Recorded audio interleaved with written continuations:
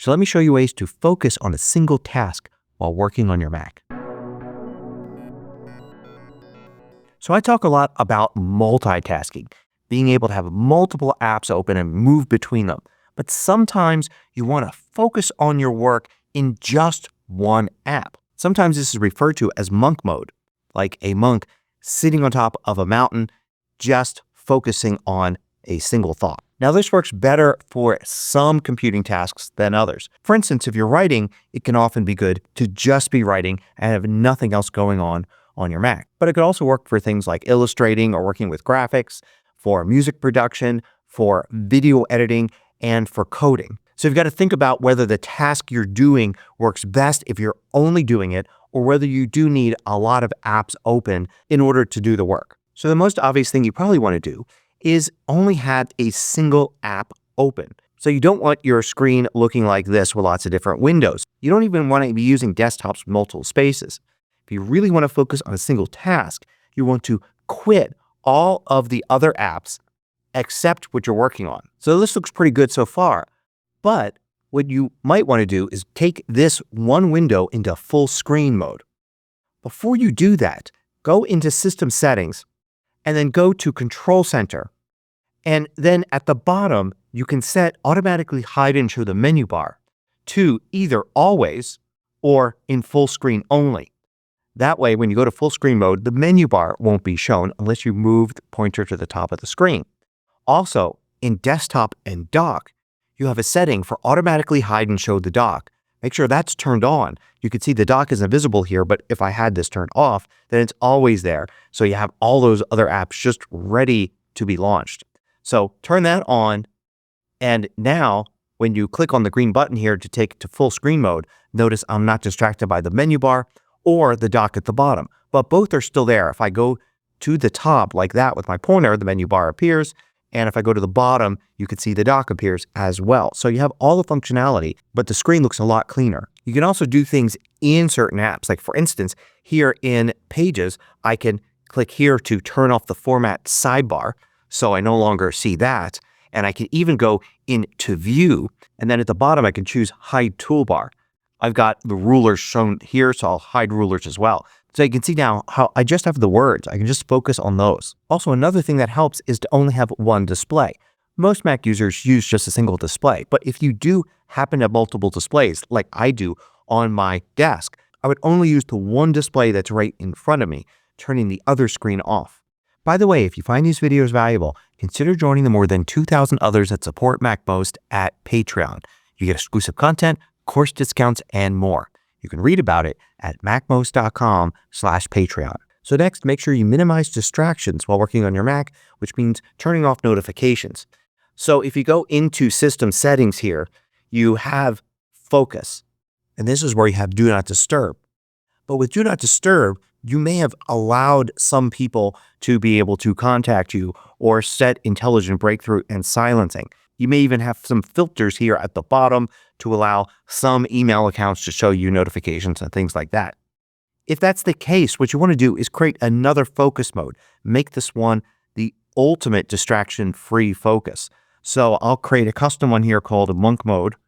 And for this one, I just want to leave everything at the default.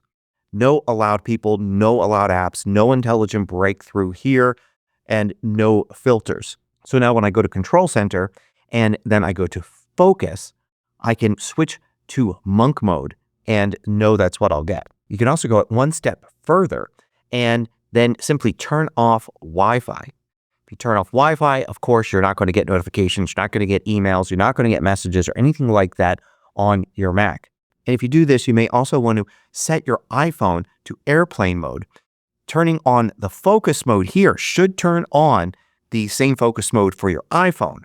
So if you really want to make sure you can't be distracted, then you want to turn Wi-Fi off on your Mac and set your iPhone to airplane mode. And then to go further than that, you really need a MacBook. If you have a MacBook Air or MacBook Pro, it's portable, which means you can get away from your desk. Now, this could be as simple as just moving to another location, like a chair or sofa in your workspace, or perhaps if you work from home, moving to another room or to your backyard or to your balcony. If you want to get out and away from any distractions you may have at home or in the office, you can, of course, go to a place like a cafe or perhaps a library. A lot of libraries actually even have individual little rooms that you could sign up for, so you don't even get the distractions of other things going on in the building. Other good options are taking your MacBook to a park if it's a nice day, or going to a museum. A lot of museums have very quiet corners or even working areas that you could be in, like they have little library rooms and such. And memberships to museums can be a lot cheaper than, say, a co-working space, which is also a good option. Now, to go further, I'm going to use writing as an example, but you could do similar things with graphics and video editing and such. If you're writing, try to not worry too much about things like styling and formatting. Just get the words down. If you want, instead of using an app like Pages, you could use something like TextEdit. TextEdit also has a rich text mode with all of these controls at the top, but you can set it to plain text mode and you get none of that.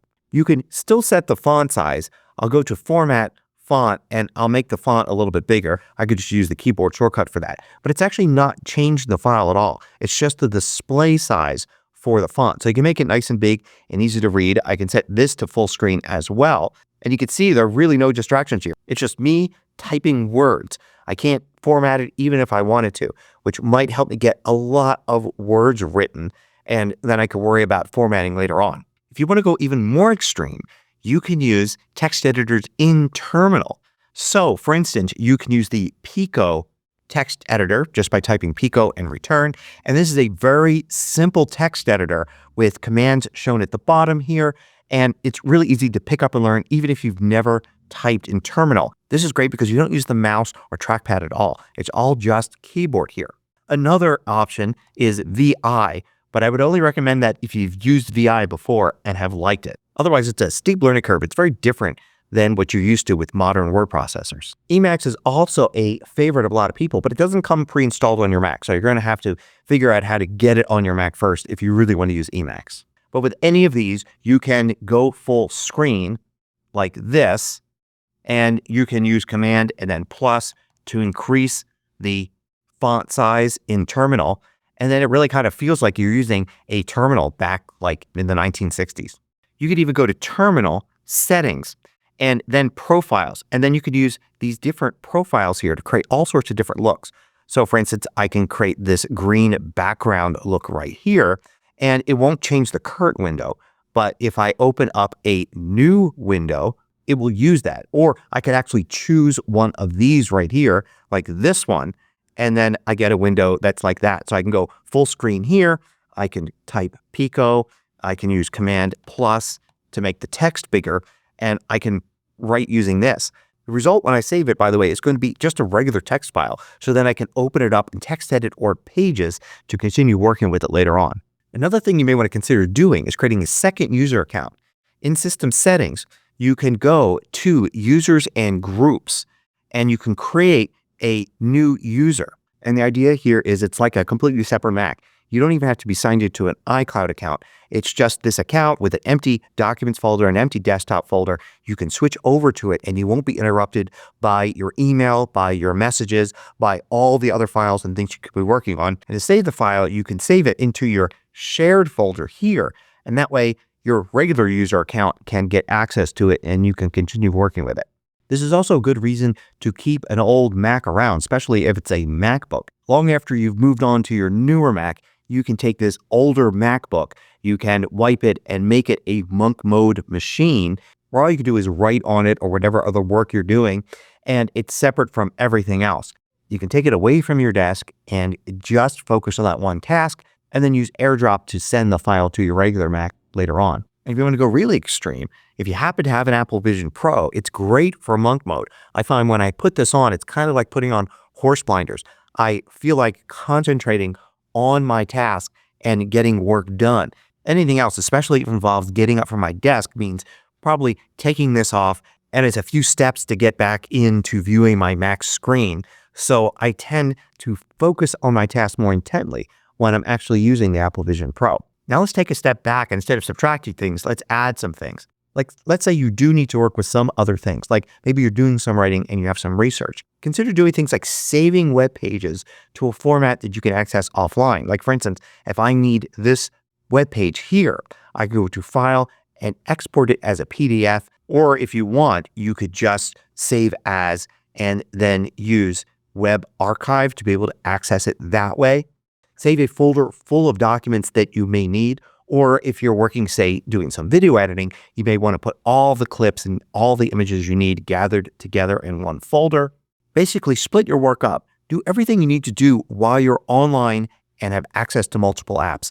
Gather everything together. Then go into monk mode and just have that one app, but have all of the things you need for research or content available in one place. And another thing you may want to add back is something to cancel out the noise around you.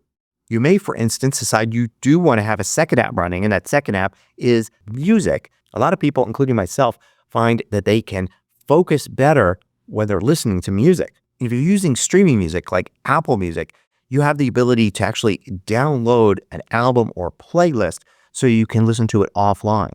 But also on your Mac, if you go into System Settings and then you go to Accessibility and then to Audio, you've got background sounds. You could turn this on and choose from a list of background sounds here. It's kind of like some white noise, and you can have that playing through noise canceling headphones or AirPods. So if you really need to get work done and the work you're doing is appropriate for it, try using monk mode on your Mac by eliminating everything you possibly can except what you need to actually work on.